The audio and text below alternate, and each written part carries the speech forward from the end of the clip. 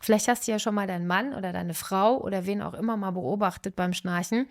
Dann gibt es tatsächlich diesen Moment, wo die Personen aufhören zu atmen. Und dann kommt so ein, ja, wirkliches Aufschnaufen, wenn die Person wieder Luft bekommt.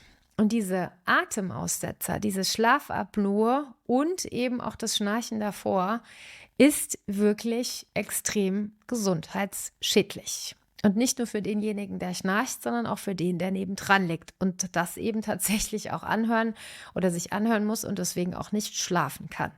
Denn Schlafmangel ist einer der ja, schädlichsten Faktoren und reduziert enorm unsere Lebenserwartungen. Also ist es für beide Parteien enorm wichtig, wirklich mal da Heilung aufzubauen.